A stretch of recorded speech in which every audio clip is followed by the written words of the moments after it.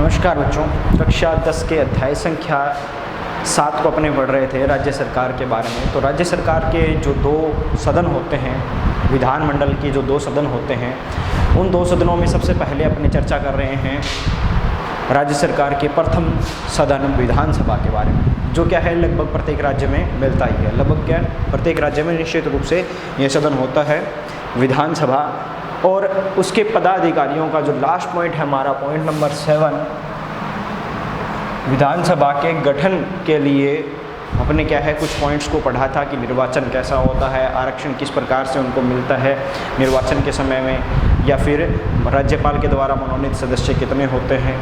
इन सभी चीज़ों के बारे में हमने पढ़ा। सदस्यों की योग्यताएं क्या होती हैं, सदस्यों को हटाने के लिए क्या नियम है, तो ये सारी चीज़ें अपने कवर की थी इस पॉइंट में। और इसका लास्ट पॉइंट है पदाधिकारी। विधानसभा के पदाधिकारी कौन कौन से होते हैं उसके बारे में पढ़ते हैं। तो विधानसभा के अंदर क्या है, दो मुख्य अधिकारी होते हैं, एक तो अध्यक्ष और एक उपाध्यक्ष।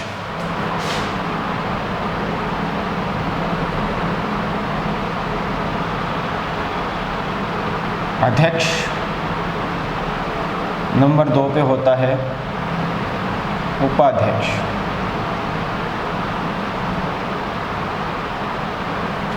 ठीक है, इसको बोलते हैं स्पीकर, इसको बोलते हैं डेप्यूटी स्पीकर।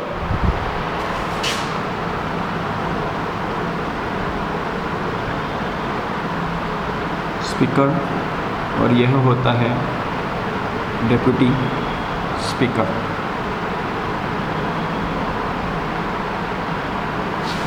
ठीक है, इस प्रकार से दो पदाधिकारी होते हैं और इन दोनों का चुनाव विधानसभा के सदस्य अपने सदस्यों में से ही करते हैं। ठीक है, दोनों पदाधिकारियों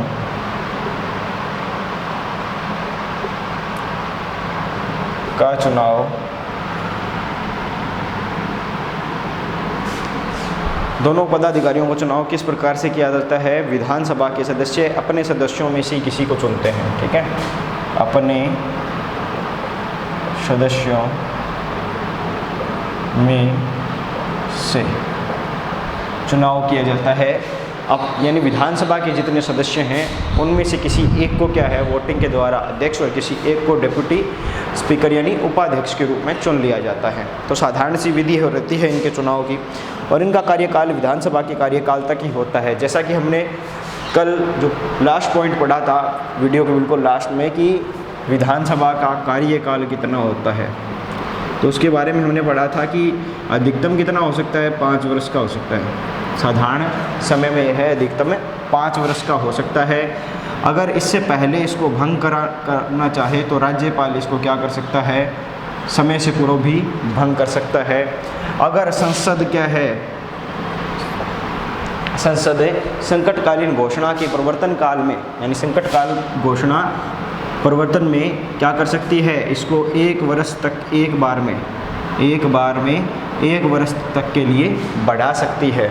और जब संकट काल हट जाएगा, संकट काल नहीं रहेगा, तब यह 6 माह से अधिक नहीं रह सकती वह सरकार वहाँ पर। ठीक है, यानी विधानसभा का कार्यकाल अगर पूरा हो चुका है और उसको संसद ने बढ़ाया है और बाद में संकट काल हट गया तो 6 माह से अधिक वह नहीं रहेगी। ठीक है, तो जब तक इस विधानसभा का कार्यकाल रहेगा तभी तक क्या है विधानसभा के इन दोनों पदाधिकारियों का कार्यकाल रहेगा, यानी अधिकतम कितना रहेगा, 5 वर्ष तक रहेगा। समय से पहले अगर विधानसभा भंग हो जाती है तो उसके साथ ही इनका कार्यकाल वहीं पर समाप्त हो जाता है, और अगर बढ़ा दिया जाता है तो भी विधानसभा के साथ ही इनका कार्यकाल बढ़ सकता है। ठीक है, या फिर इसके अलावा कुछ और भी चेंजेस हो सकते हैं भाई, जो इन दोनों पदाधिकारियों के लिए स्पेशल है। यानी एक तो क्या है, दोनों पदाधिकारी क्या दे सकते हैं, त्याग पत्र दे सकते हैं, अपने पद से इस्तीफा दे सकते हैं। ठीक है, तो यह समय से पहले त्याग पत्र देकर उस पद से हट सकते हैं। ठीक है, इसमें क्या है, इसमें नॉर्मल सी बात है कि अध्यक्ष जो है वो इस्तीफा देगा उपाध्यक्ष को। ठीक है, और उपाध्यक्ष जो है वो इस्तीफा देगा अध्यक्ष को। ठीक है, तो यह कंसेप्ट रहेगा, अध्यक्ष दे सकता है उपाध्यक्ष को इस्तीफा और उपाध्यक्ष दे सकता है अध्यक्ष को इस्तीफा। ठीक है, तो यह त्यागपत्र देके इस सदन में से पहले से सकते हैं। इन दोनों को विधानसभा सदस्यों के बहुमत द्वारा स्वीकृत प्रस्ताव के आधार पर हटाया जा सकता है। इसके अलावा इनको कैसे हटाया जा सकता है? एक तो ये निश्चित हो ही गया कि इनका कार्यकाल तब तक रहेगा जब तक विधानसभा का कार्यकाल रहेगा, लेकिन अगर कार्यकाल विधानसभा का चल रहा है और उससे पहले भी इसको हटाना है तो एक तरीका तो हो गया इस्तीफे वाला या त्यागपत्र वाला। दूसरा होता है कि जितने भी विधानसभा के सदस्य हैं, विधानसभा सदस्य के बहुमत के प्रस्ताव या प्रस्ताव को बहुमत से अगर पास कर दिया जाए विधानसभा में तो क्या है, इसको हटा दिया जाएगा। लेकिन इसमें क्या है, बहुमत का प्रस्ताव जो लाया जाता है ना, उसकी सूचना 14 दिन पूर्व अध्यक्ष या उपाध्यक्ष जिसके विरुद्ध प्रस्ताव हो को देना आवश्यक है। यानी अध्यक्ष के विरुद्ध अगर प्रस्ताव लाया जा रहा है तो 14 दिन पहले उपाध्यक्ष के विरुद्ध अगर प्रस्ताव लाया जा रहा है तो 14 दिन पहले उपाध्यक्ष को बताना होगा। अगर अध्यक्ष के विरुद्ध क्या है लाया जा रहा है प्रस्ताव उनको हटाने के लिए तो इसको 14 दिन पहले बताना होगा। ठीक है, यानी दोनों को क्या है 14 दिन पहले सूचित करना होगा। ठीक है, 14 days before they have to get notify them, तभी क्या है उनको ये प्रस्ताव लाने का अधिकार प्राप्त है। ठीक है, अभी क्या है ये पॉइंट तो होता है अपना पूरा।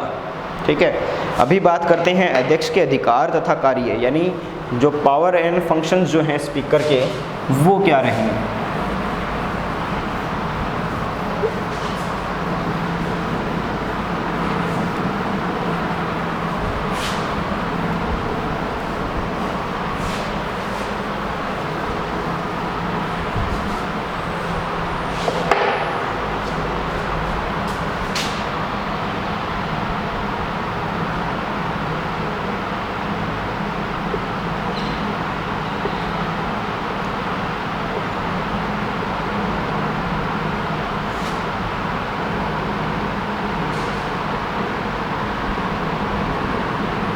अध्यक्ष के पास क्या पावर है, या फिर कह सकते हैं अध्यक्ष के अधिकार तथा कार्य। ठीक है, अभी क्या है विधानसभा में क्या है अध्यक्ष को बहुत से अधिकार दिए गए हैं, जिनमें से किसी 10 के बारे में अपने चर्चा करते हैं। सबसे पहले है कि वह विधानसभा की बैठकों की अध्यक्षता करता है और सदन की कार्यवाही का संचालन करता है। एक तो क्या रहेगा, बैठकों की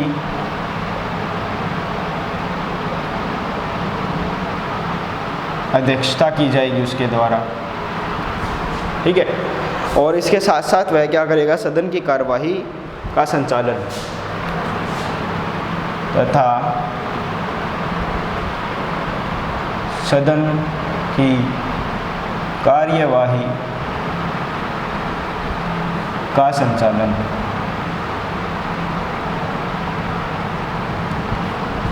ठीक है, ये है point number first.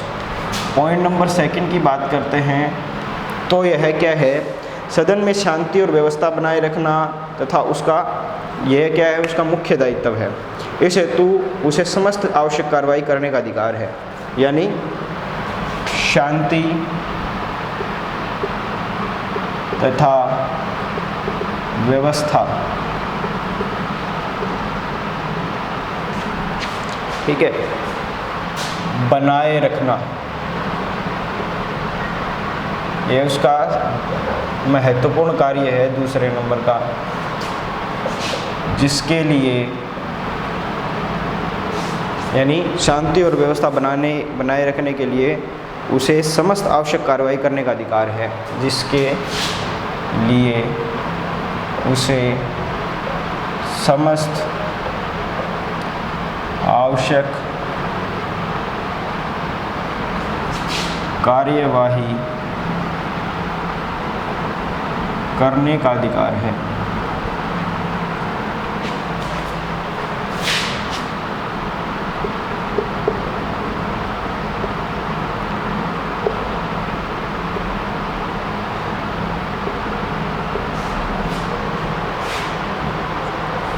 Point number third,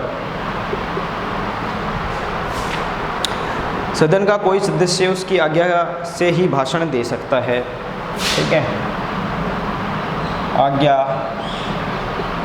प्राप्त यानी भाषण देने की आज्ञा प्रदान करने का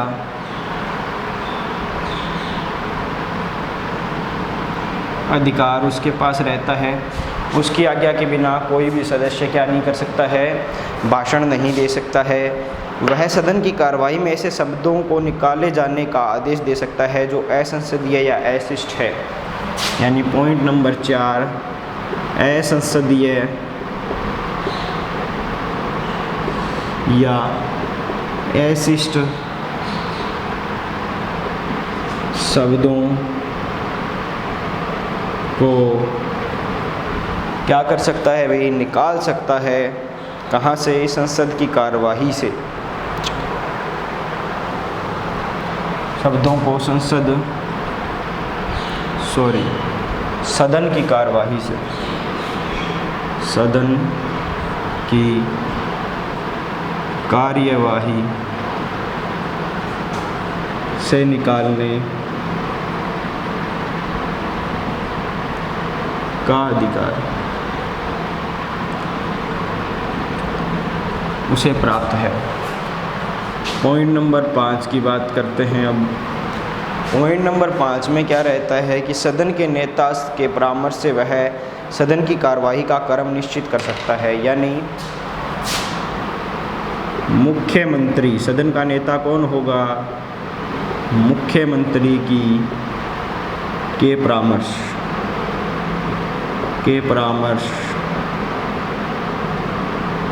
मुख्यमंत्री का परामर्श लेकर वह क्या कर सकता है, सदन की कार्यवाही का क्रम निश्चित कर सकता है। परामर्श से सदन की कार्यवाही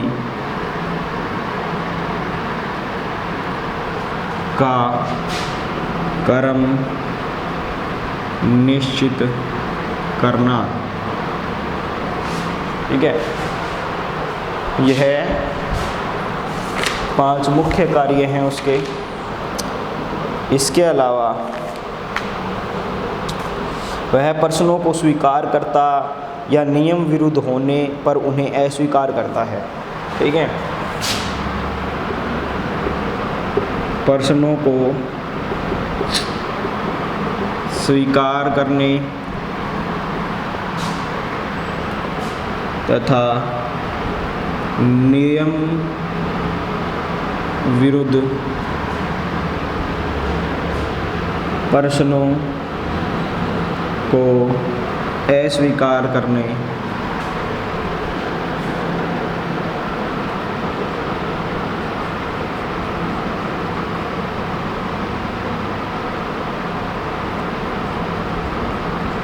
करने का अधिकार।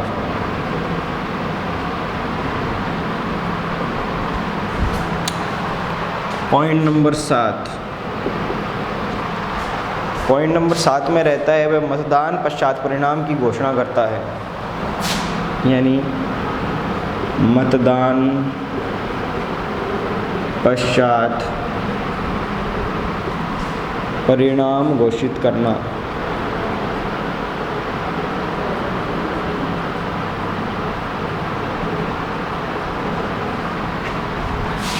पॉइंट नंबर 8 कि सामान्य परिस्थिति में वह सदन में मतदान में भाग लेने के नहीं लेता है, लेकिन यदि किसी प्रश्न में यानी निर्णायक मत देने का अधिकार प्राप्त है, जिसको जैसे राज्यसभा में राज्यसभा के पदाधिकारी को निर्णायक मत देने का अधिकार होता है, वैसे ही। ठीक है, यानी निर्णायक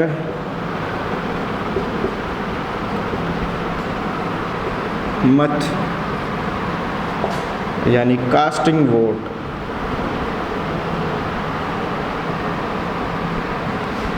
निर्णायक मत का प्रयोग करने का अधिकार, प्रयोग करने का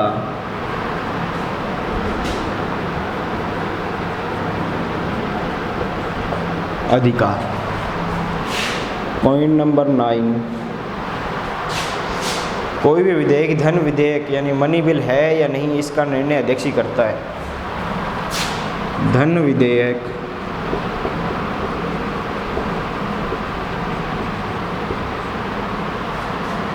का निर्णय करने का अधिकार और लास्ट बट नॉट लीस्ट दल बदल संबंधी याचिकाओं का निर्णय देता है। दल बदल संबंधी याचिकाओं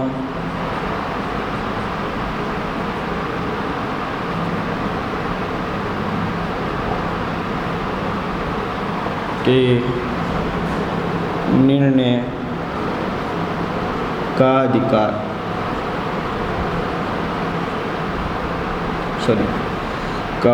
के निर्णय करने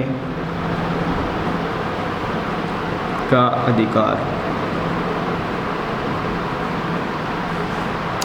ठीक है, तो यह इसके जो अध्यक्ष है उसके कार्य रहते हैं। एक नोट लिख लीजिए। नोट में यह रहेगा कि अगर अध्यक्ष क्या हो, अनुपस्थित हो, तो इन सभी कार्यों का संपादन किसके द्वारा किया जाएगा? उपाध्यक्ष के द्वारा किया जाएगा। अगर अध्यक्ष अनुपस्थित हो तो इन सभी कार्यों का संपादन उपाध्यक्ष द्वारा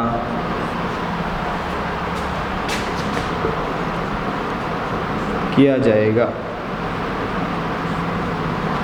ठीक है, अभी इसको समझ लेते हैं। वैसे कोई ज़्यादा मुश्किल चीज़ नहीं है। अध्यक्ष की शक्ति या कार्य यह है कि एक तो क्या है, वह सदन की बैठकों की अध्यक्षता करता है, अध्यक्ष है तो नॉर्मली बात है, और सदन की कार्यवाही का संचालन करता है। ठीक है, कार्यवाही के संचालन करने की जो प्रक्रिया है वो उसके द्वारा की जाती है। नेक्स्ट, शांति व्यवस्था बनाए रखने का कार्य उसका होता है, और जिसके लिए उसको आवश्यक कार्यवाही करने का अधिकार, सारे अधिकार प्राप्त होते हैं। भाषण, कौन सा नेता कब भाषण देगा या कौन सा प्रतिनिधि कब भाषण देगा, कितनी देर का भाषण देगा, ये सारी चीज़ डिसाइड करता है। भाषण देने की आज्ञा को प्रदान करने का अधिकार किसको है? अध्यक्ष को है। बिना अध्यक्ष की आज्ञा के बिना कोई भी प्रतिनिधि भाषण नहीं दे सकता है। असंसदीय या अशिष्ट शब्द अगर क्या है कोई प्रतिनिधि के द्वारा यूज किए गए हैं संसद की कार्रवाई के समय, तो उनको क्या है संसद की कार्रवाई से निकालने का अधिकार किसको प्राप्त है, या आदेश देने का अधिकार किसको प्राप्त है? अध्यक्ष को प्राप्त है। प्रधानमंत्री या सदन के नेता के परामर्श से सदन की कार्यवाही का क्रम निश्चित करना भी इसी का कार्य रहता है। इसके बाद प्रश्नों को स्वीकार करना और नियम विरुद्ध जो प्रश्न होते हैं उनको अस्वीकार करने का कार्य उसके द्वारा होता है। मतदान पश्चात परिणाम घोषित वह करता है। ठीक है, लेकिन मतदान के समय वह मत खुद नहीं दे सकता है। आमतौर पर नॉर्मली उसके द्वारा वोट नहीं दिया जाता है। लेकिन अगर दोनों पक्षों में वाद विवाद के दौरान दोनों पक्षों के मत बराबर हो जाते हैं, वोट बराबर हो जाते हैं, तो निर्णायक मत यानी कास्टिंग वोट का प्रयोग करने का अधिकार किसको है? अध्यक्ष को प्राप्त है। उस समय वह कास्टिंग वोट डाल सकता है किसी एक साइड। कोई भी विधेयक धन विधेयक है या नहीं है, इसको डिसाइड किसके द्वारा किया जाता है? इसका निर्णय करने का अधिकार किसके पास है? अध्यक्ष के पास है। और अगर दल बदल संबंधी जो याचिकाएं हैं, अगर कोई नेता ने दल बदला है तो उसको क्या है, अध्यक्ष को याचिका देनी पड़ती है कि वह इस दल से हटकर दूसरे दल में जा रहा है। इन याचिकाओं पर निर्णय करने का अधिकार किसके पास है? अध्यक्ष के पास है। ठीक है, और सबसे ज़रूरी चीज़, अगर बाई चांस किसी परिस्थिति वंश अगर अध्यक्ष क्या है वहाँ अनुपस्थित होता है या उसकी मृत्यु हो जाती है या फिर किसी कारणवश वह सदन में कार्यवाही में नहीं पहुंच पाता है, तो अध्यक्ष की अनुपस्थिति में इन सभी कार्यों का संपादन अध्यक्ष के अनुपस्थिति में इन सभी कार्यों का संपादन उपाध्यक्ष के द्वारा किया जाएगा। Deputy speaker will handle the speakers post until the speaker will not there, ठीक है। जब तक स्पीकर वहाँ नहीं होगा तब तक डेप्यूटी स्पीकर उसकी पोस्ट को हैंडल करेगा, उसके पद का सारा कार्यभार उपाध्यक्ष को संभाला जाएगा, ठीक है। अभी यह है हमने पढ़ लिया है पूरे सारे जो पॉइंट थे विधानसभा के गठन के, ठीक है। यह विधानसभा के गठन के बारे में जितनी भी मुख्य बातें थी वो सारी की सारी हमने पढ़ ली है, इनके नोट्स बनाइएगा। अभी जो नेक्स्ट अपने पढ़ना है विधान परिषद का गठन, तो उसको अभी शुरू करते हैं अपने विधान परिषद का गठन।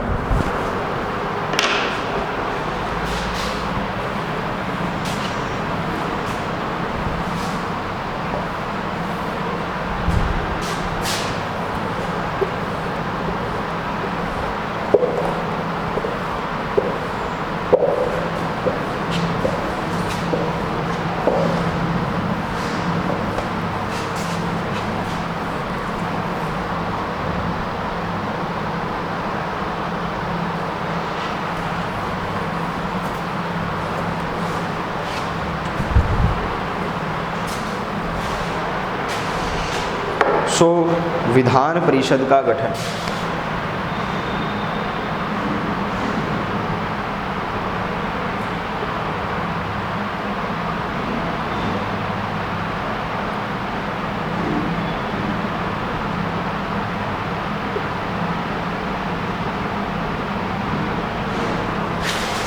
देखिए, जैसा कि मैंने बताया था कि प्रत्येक राज्य में क्या है, एक सदन तो अवश्य होता है विधानसभा, लेकिन किन्हीं राज्यों में क्या है विधान परिषद की भी आवश्यकता होती है। और उस परिस्थिति के अनुसार क्या है विधानसभा के सारे नेता अपने बहुमत द्वारा संसद को एक प्रस्ताव भेजते हैं, जिस प्रस्ताव के तहत वह इस बात की डिमांड करते हैं, मांग करते हैं कि उनको क्या है उनके राज्य में एक विधान परिषद होना भी आवश्यक समझा जा रहा है उन प्रतिनिधियों के द्वारा। जब इस प्रकार की डिमांड की जाती है, संसद के पास यह फैसला चला जाता है, यानी किसी राज्य में विधान परिषद होगी या नहीं, इस बात का निर्णय किसके द्वारा किया जाता है, उस राज्य की विधानसभा के द्वारा विधानसभा के लिए चुने गए प्रतिनिधियों के द्वारा और संसद के द्वारा। तो जब विधान परिषद के लिए विधानसभा के सारे नेता या प्रतिनिधि बहुमत द्वारा संसद के पास प्रस्ताव भेजते हैं और संसद उस पर कार्रवाई करके, इस पर चिंतन करके, इस पर मनन करके इस बात को स्वीकार कर लेती है कि वहाँ विधान परिषद होनी चाहिए, तो क्या होता है उस राज्य में विधान परिषद के लिए गठन किया जाता है, विधान परिषद का गठन किया जाता है। जिसके लिए महत्वपूर्ण बिंदु या चीज़ें जो रहती हैं कि विधान परिषद का गठन किस आधार पर होगा, किन विषयों को ध्यान में रखा जाएगा, किन चीज़ों को मद्देनजर रखते हुए क्या है विधान परिषद के सदस्य चुने जाएंगे, या फिर चुनाव जो होगा वो किस आधार पर होगा, इन सारी चीज़ों को अपने इस वीडियो में शुरू करते हैं, ठीक है। सबसे पहले क्या है, विधानसभा को विधान परिषद की उत्पत्ति या सर्जन तथा समाप्ति अनुमोदन के लिए संसद से सिफारिशें करने का अधिकार है, ठीक है। यानी जो विधान परिषद है, विधान परिषद जो है इसके सर्जन करने का, यानी इसको बनाने का और इसको समाप्त करने के लिए क्या करनी पड़ती है, सिफारिश करनी पड़ती है। सिफारिश किससे करनी पड़ती है, संसद से करनी पड़ती है। और करने वाला कौन होता है, विधानसभा होता है, ठीक है। यानी विधानसभा क्या करती है, इसके सर्जन या समाप्ति की क्या करती है, सिफारिश करती है। और किससे करती है, संसद से करती है, ठीक है। यह अधिकार उसको प्राप्त है। अनुच्छेद 169 के अनुसार यदि विधानसभा अपनी पूरी सदस्य संख्या के बहुमत से तथा उपस्थित व मतदान देने वाले सदस्यों की संख्या के 2/3 बहुमत से प्रस्ताव पारित कर देती है, तो संसद उस राज्य के लिए विधान परिषद का सर्जन या समाप्ति के लिए कानून बनाएगी, ठीक है। यानी संसद में क्या बनाया जाएगा, कानून बनाया जाएगा विधान परिषद के निर्माण का। अगर क्या कर दे विधानसभा अपने पूर्ण बहुमत से, यानी जितने सदस्य हैं उसके पूर्ण बहुमत, या फिर जो वोट देने वाले हैं उनके पूर्ण बहुमत, या जो उपस्थित हैं उनके पूर्ण बहुमत से क्या कर दे, प्रस्ताव भेजे, सिफारिश करे कहाँ, संसद के पास, तो संसद क्या बनाएगी, उसके ऊपर कानून बनाएगी और फिर वहाँ विधान परिषद की प्रक्रिया प्रोसीजर शुरू होगा, ठीक है। तो अभी देखते हैं कि अगर विधान परिषद की सिफारिश विधानसभा करती है और मान लीजिए संसद ने कानून बना दिया है, तो वहाँ पर जो विधान परिषद बनेगी वह किस आधार पर बनेगी, उसके सदस्य क्या होंगे और सदस्य किस प्रकार से चुने जाएंगे, वो सारी चीज़ें पढ़ते हैं अभी। सबसे पहले एक पॉइंट क्लियर करते हैं अपने कि सदस्य कितने होंगे। ठीक है, सबसे पहला पॉइंट क्या रहेगा, सदस्य संख्या।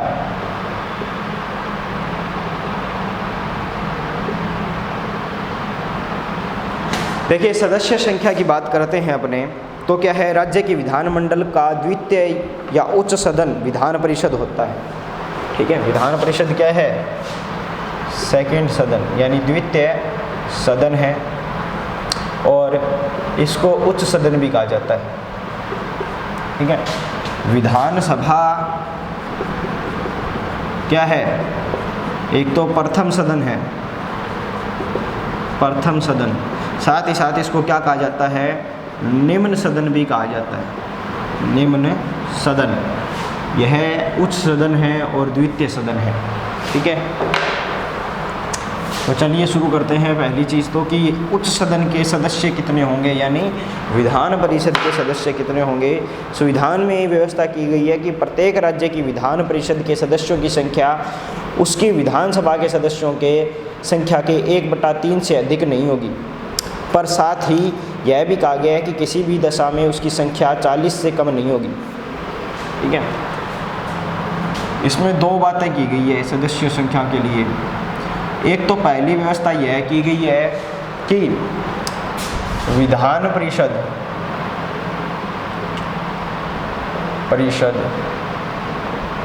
के सदस्य की सदस्य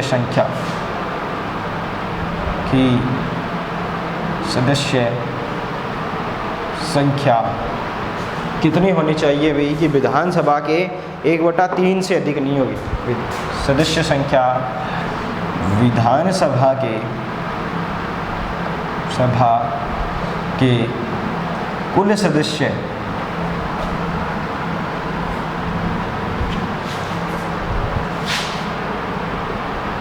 संख्या के 1/3 से अधिक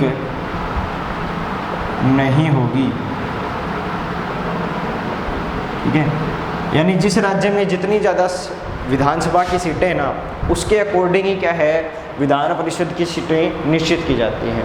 ठीक है, यानी सदस्य सीटें का मतलब क्या है, जितने ज़्यादा सदस्य विधानसभा के हैं ना, उसी के अनुपात के अनुसार विधान परिषद के सदस्य निश्चित किए जाते हैं। लेकिन यह तय कर दिया गया है कि 1/3 से अधिक नहीं हो सकते, यानी किसी विधान परिषद के सदस्य संख्या विधान सभा में चाहे कितने भी सदस्य हैं, उनमें 1/3 सदस्य जो हैं उतने तक क्या हो सकते हैं, विधान परिषद के सदस्य हो सकते हैं। उस विधानसभा के यानी उस राज्य की विधानसभा के जो सदस्य हैं उनसे 1/3 से अधिक ज़्यादा सदस्य विधान परिषद के नहीं हो सकते। यह तो चीज़ रही पहली। दूसरी चीज़ क्या रहेगी, दूसरी चीज़ यह रहेगी कि उनकी जो सदस्य संख्या है वह 40 से कम नहीं होनी चाहिए। विधान परिषद के सदस्यों की संख्या 40 से कम नहीं होनी चाहिए।